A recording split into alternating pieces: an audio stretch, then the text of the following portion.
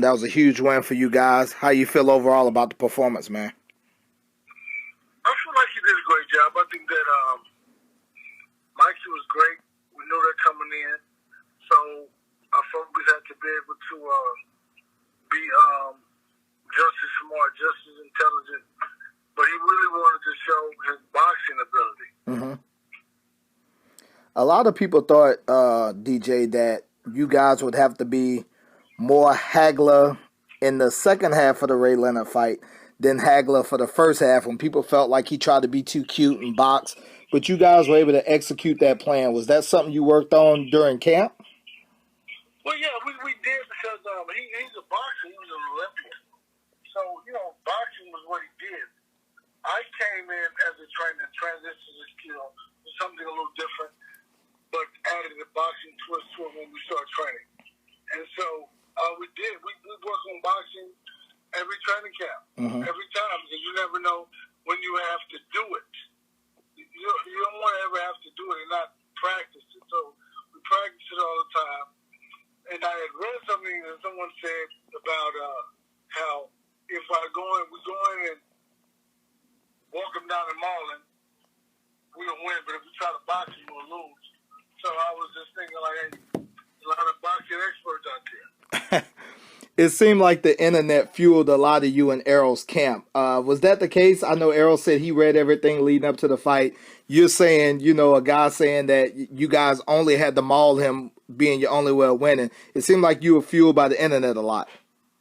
Well, you kind of see what people say. I really am not into it, but I did kind of catch from time to time how people would say that, Mikey's so cerebral, he's very intelligent, he's learning how boxing. And that really just led me to part of my game plan was to, if he's so smart, if he's so intelligent, we're going to give him something to have to deal with, and that's the jab. So his focus was so much about getting away from the jab and dealing with the jab so he couldn't get off anything else. You talked about making him reset when he punched because you had saw the way he punched against Robert Easter, a taller fighter. When you were breaking Mikey down as an opponent, what were some of the things that you did pick up on? Well, that was from when he was fought Adrian Broner. When Adrian I'm sorry. First came out. Yep. It's okay. When he fought Adrian Broner, when Adrian Broner first came out, you would see Adrian move around a lot.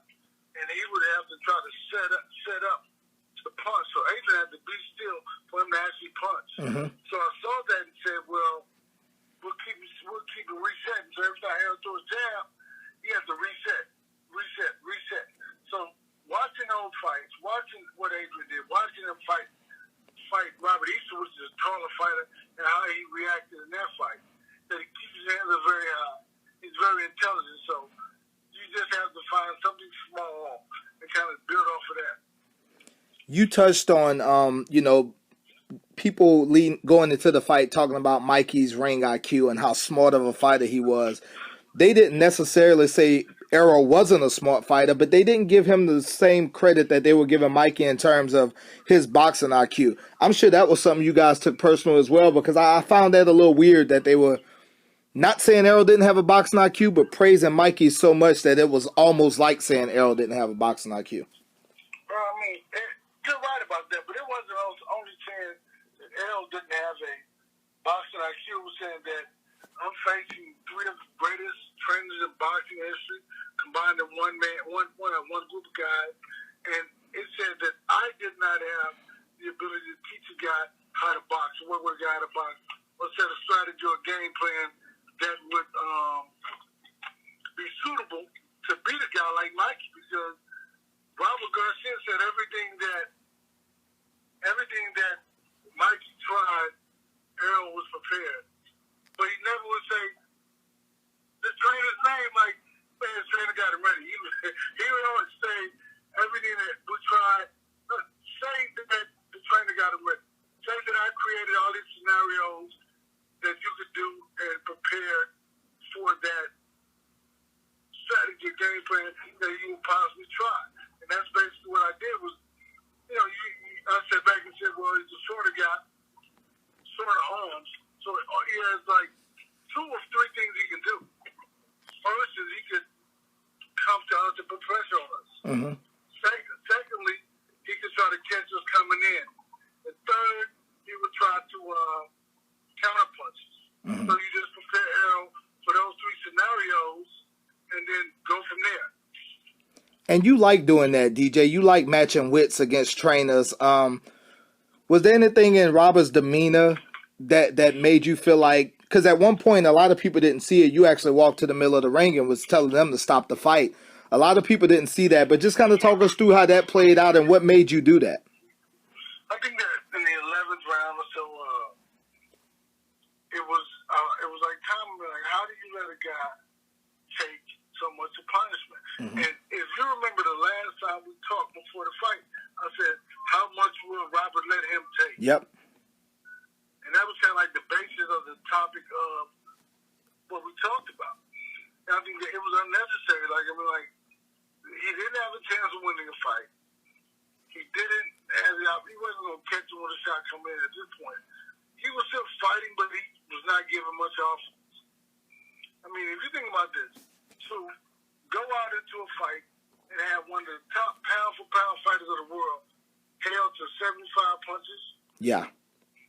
Or to shut him down totally when he throws 75 jabs in a fight. No, I agree. So think about that. I mean, like, that wasn't size.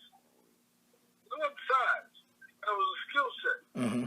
So, you know, but that's the beauty of it. Not about he was bigger than him. He held him he took his offense away. And I think by the 10th, 11th round, I mean, before that, but definitely when you made the gesture that they should stop it, we saw that he wasn't going to be able to hurt Errol with a single punch. So like you said, just limited his chance of being able to get a victory. And I don't believe in moral victories in boxing. I mean, I think that, you know, not only did they not on the side of the fight, but I got cursed out for suggesting that. So the nephew cursed me out. Oh, wow. Yeah, he told me that. Yeah, he gave me the finger in the F, you know, whatever, you know. But after the fight, they were very, like, you know, gracious. Okay. So you think about it. So it wasn't a surprising ending. It was kind of going the same way the whole time. They were very gracious and very, like, okay. You know, I got to ask you, man, you always in search for the perfect fight. Was that Errol's most perfect fight or perfect fight in your opinion? I think that it was better than the others. But I mean, it's a couple things we got to work on, you know. I saw that we got to work on, and we'll just grow from this and build from this. I mean, Mikey was smaller. Mikey was a lot of things. He was very intelligent. But I think at the same time, I mean, we did not go in there to beat him with our size. Mm-hmm. And I think that was the point we made. And it was close. If this fight wasn't supposed to be perfect, I don't know what perfect is, but he did a couple things wrong, so I got to deal with him on that end. Definitely. Errol is a deliberate body puncher. There's only a few of them around still. Definitely Canelo, Triple G, guys like that stick out in my mind. But he's a deliberate body puncher. Like you said, when you've seen Mikey fight taller guys, he goes with a high guard. Errol touched his body a lot, and that eventually opened up everything. Was that kind of what you saw going in, is that eventually if Errol kept touching his body, the headshots would follow? Well, I just thought that he keeps his hands up so high that he exposes the body. Okay. And I didn't know how he was going to be able to make the adjustment from blocking the headshot to blocking the body shot. Uh-huh. So that was kind of how you look at it and you never know if it's going to work, but the assessment that you make. And everything seemed to work out. I mean, like, from the jab, controlling everything. So right before we went out, I told him, I said, take his jab away from him. And he won't have anything. Mm-hmm. Take his jab away from him. That's basically what he did, was take his jab.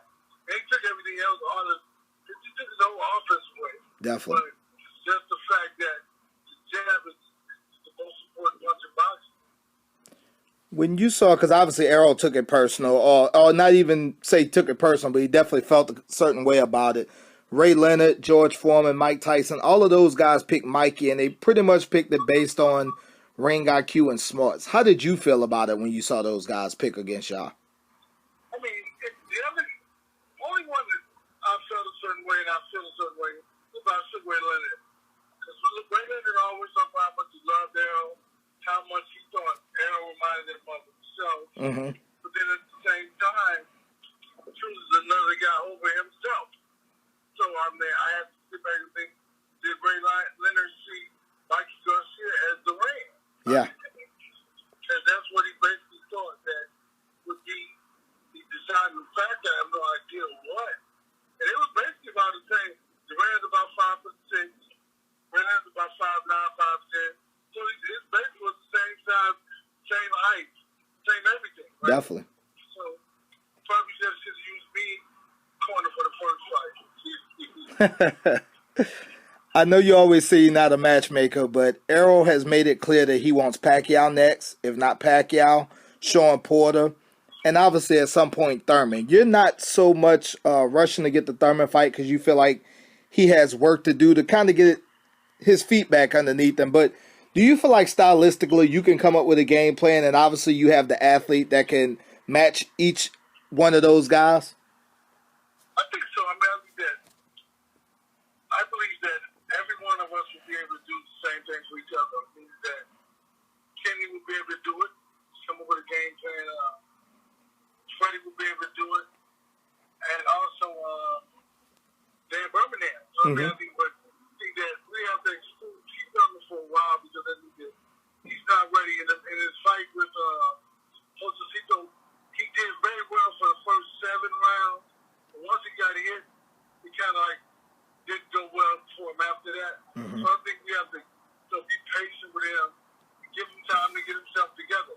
But I think that at the same time, because you're at a elite level, I think you have to see about setting something up with the WBA to let you get to relinquish the belt and let you be the first one to fight for that.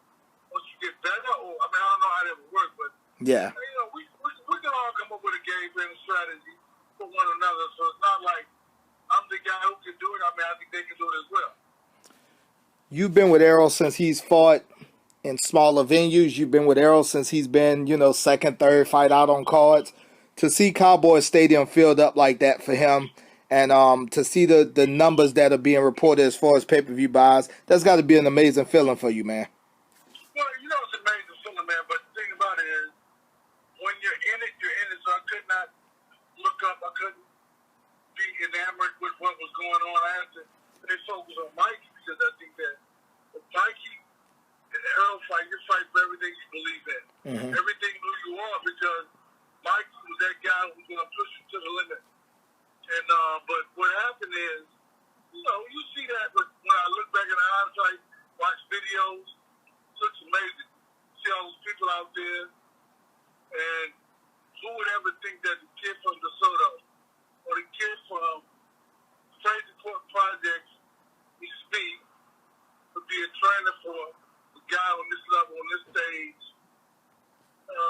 It's amazing. Definitely, man. Well, man, I love seeing you guys bring boxing back to the South, particularly Dallas, your hometown. Best of luck moving forward, and I know you got Jamel coming up, so we'll be talking again soon, my man. Anything before I let you go, DJ? Man, I just thank you for all the love, the relationship for the years, over the years, and everybody else, all the fans. Everybody shows love